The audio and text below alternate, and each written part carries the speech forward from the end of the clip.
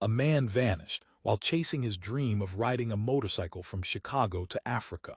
12 years later, investigators discovered the shocking truth.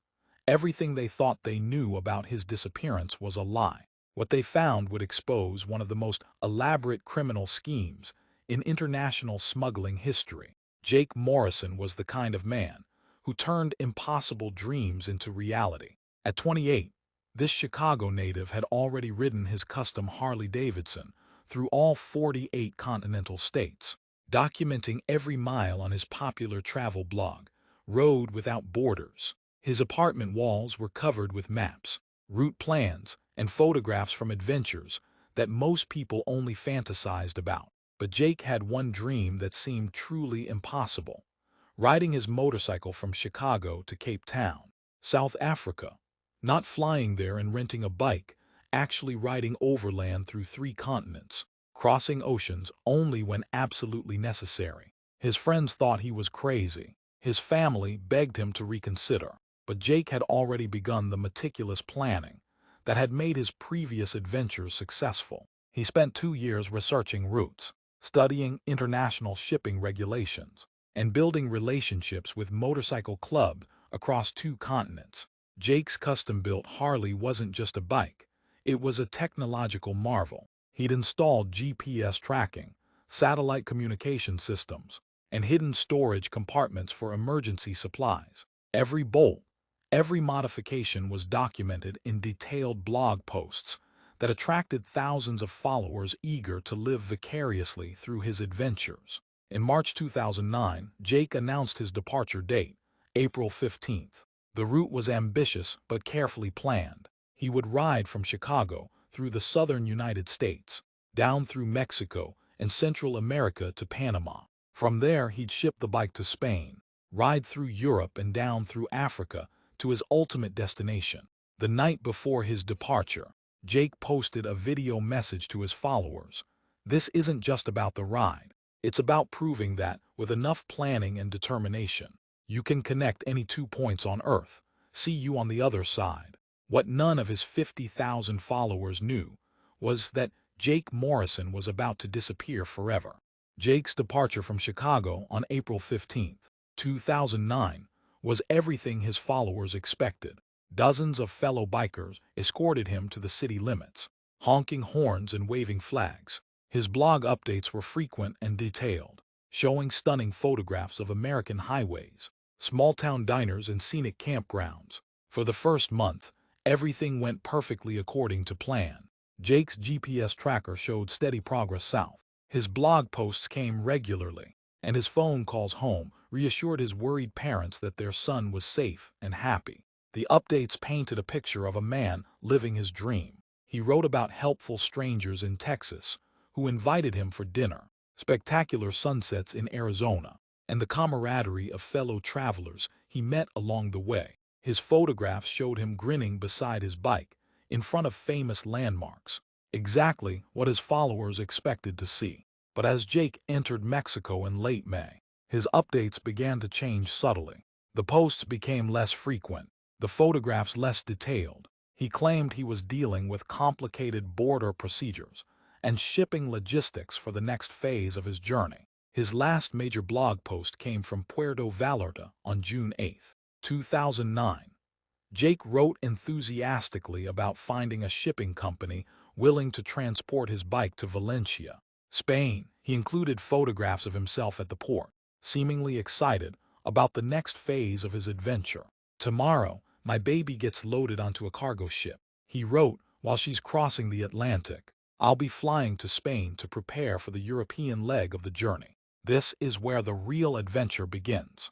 The post included a detailed itinerary for his European route and promised daily updates once he reached Spain. His followers left hundreds of encouraging comments, eagerly anticipating the continuation of his incredible journey. That was the last time anyone heard from Jake Morrison. When a week passed without any updates from Spain, Jake's followers began expressing concern in the comments of his blog.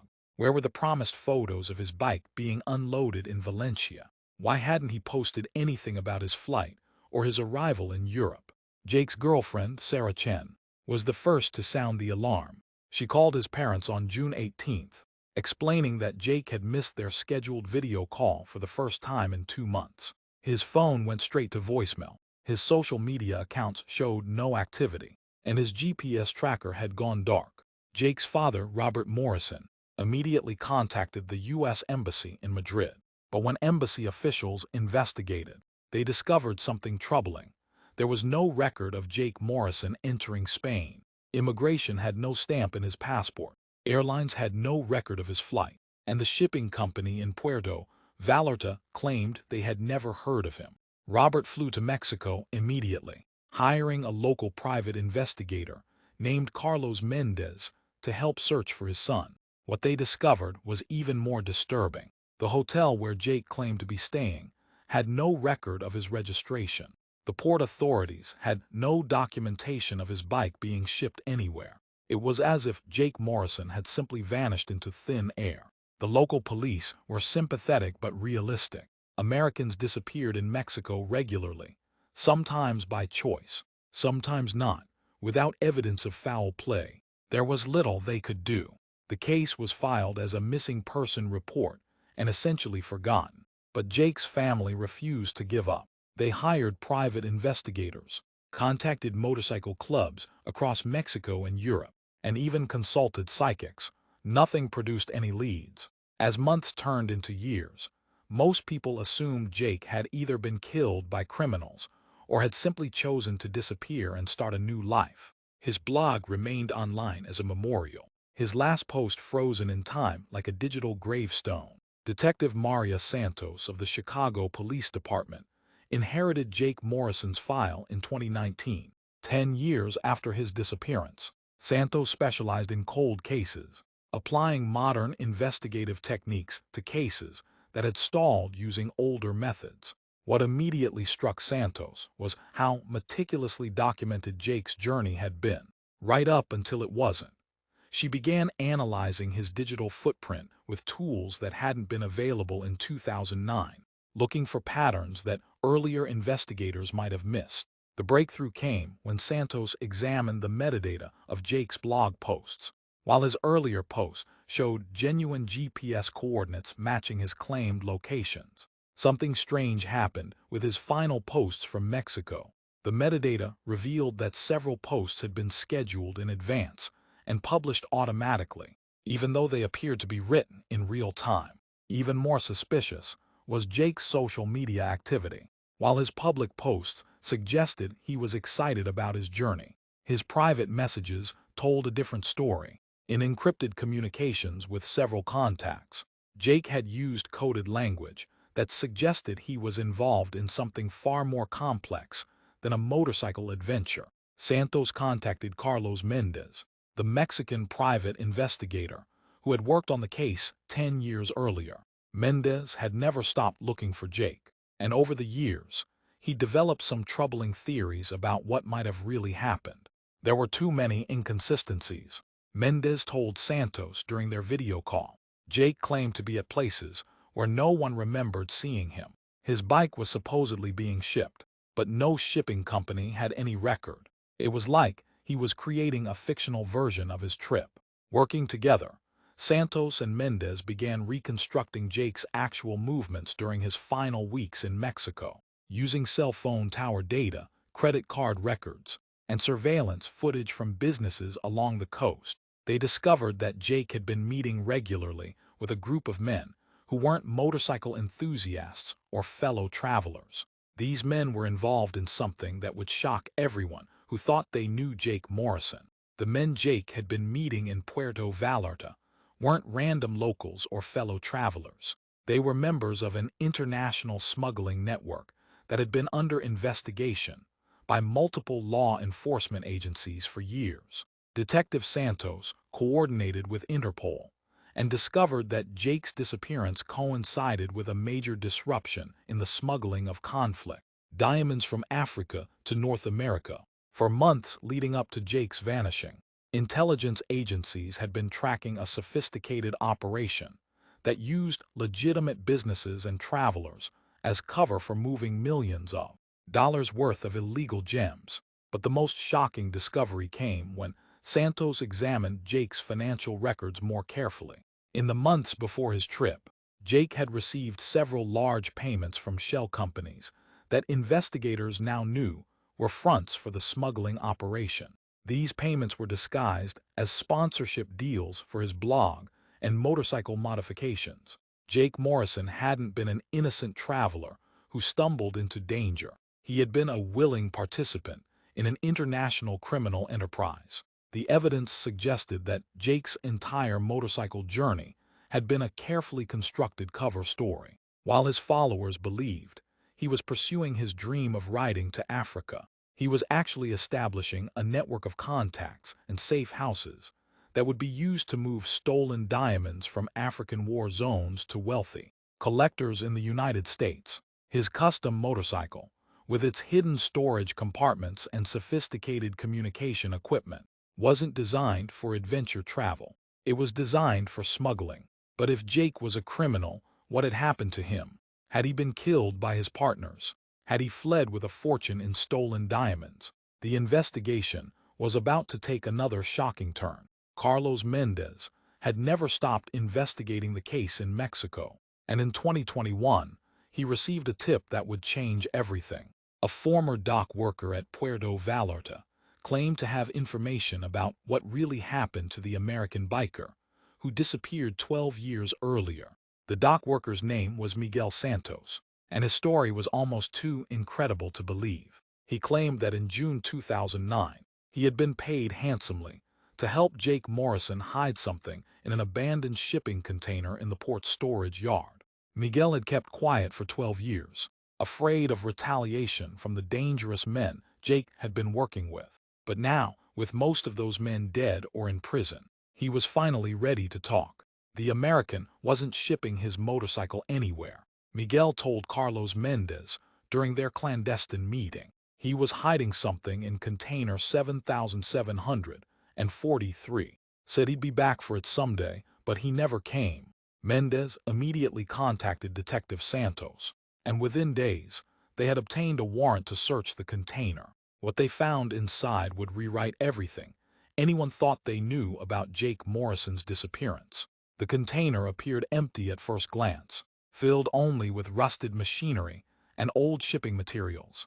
But Miguel directed them to a false wall that Jake had helped him construct. Behind it was a small hidden compartment containing a waterproof duffel bag that had been waiting 12 years to be discovered. Inside the bag, investigators found Jake's real story. There were forged identity documents in multiple names, including a Canadian passport with Jake's photograph, but the name David Chen.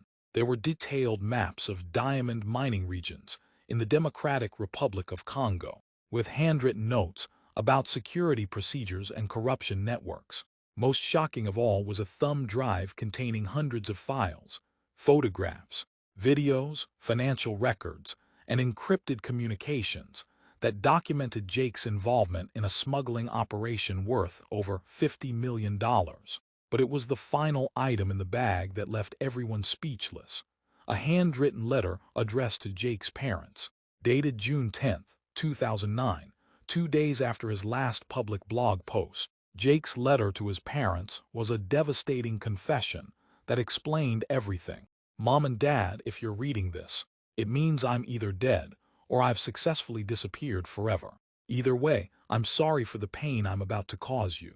The motorcycle trip was never real. I mean, I did ride to Mexico, but I was never going to Africa as a tourist. I've been working with some very dangerous people for the past 2 years, helping them move conflict diamonds from African war zones to buyers in the United States. I got involved because I needed money to save the bike shop. And what started as a one-time favor turned into something I couldn't escape. These people don't let you quit. The blog, the followers, the dream of riding to Africa.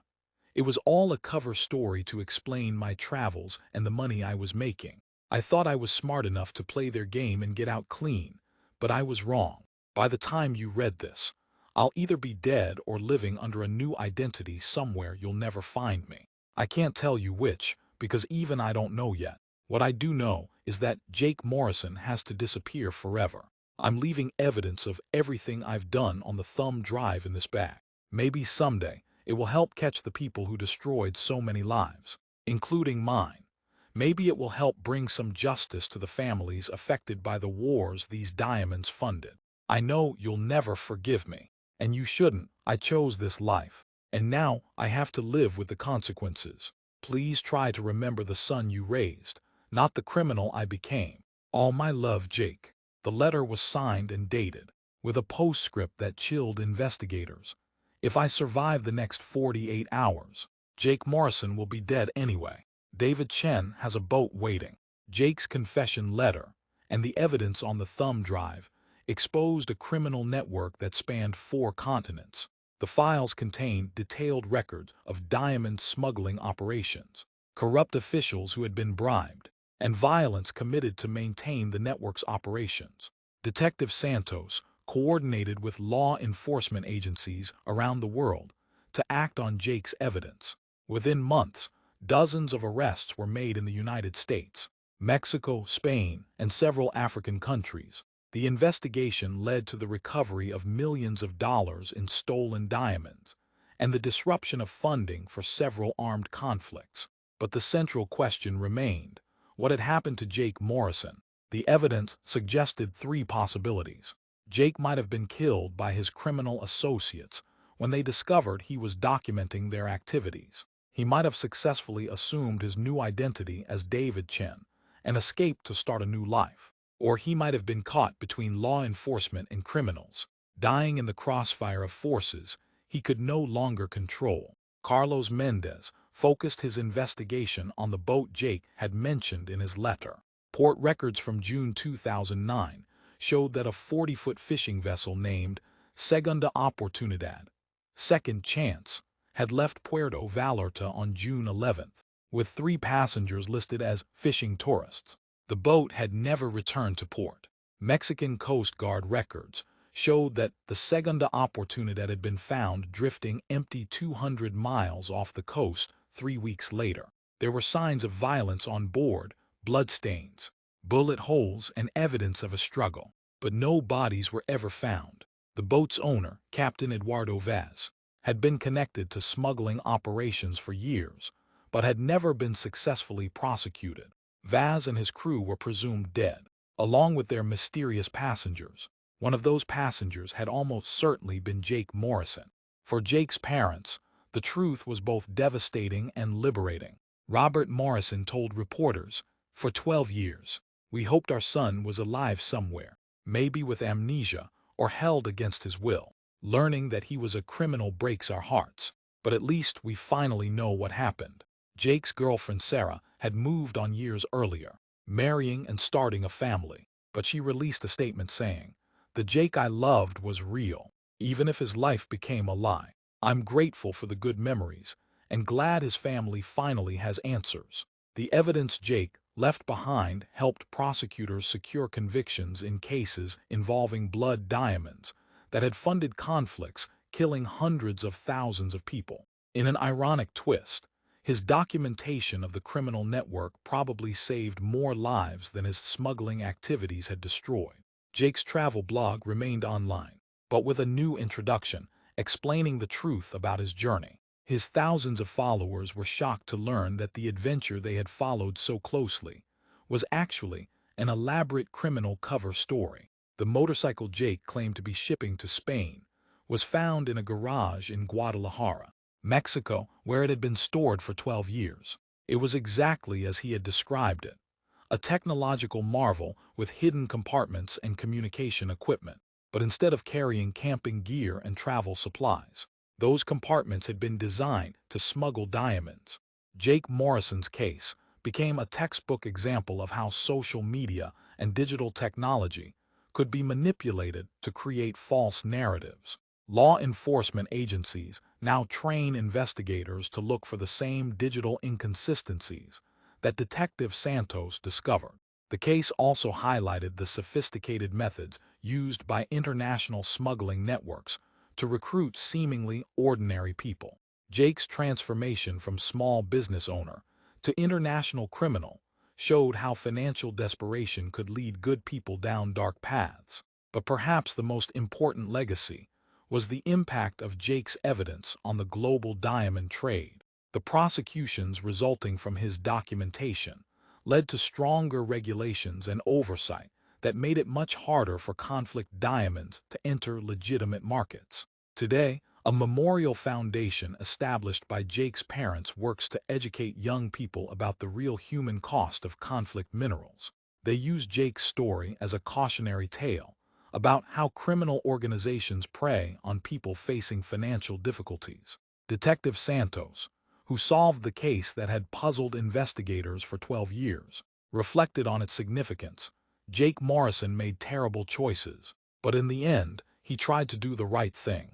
The evidence he preserved has helped bring justice to countless victims and prevented future crimes. The man who vanished while chasing an impossible dream had indeed connected two distant points on Earth, not through adventure and determination, but through crime and deception. His journey from Chicago toward Africa had ended in the depths of the Pacific Ocean, but the truth he left behind traveled much farther than he ever could have imagined. Jake Morrison's story reminds us that people are rarely what they seem, that dreams can mask nightmares, and that sometimes the most elaborate lies contain the seeds of truth. In trying to become someone else, Jake Morrison ultimately revealed exactly who he really was, and in doing so, helped make the world a little safer for everyone else.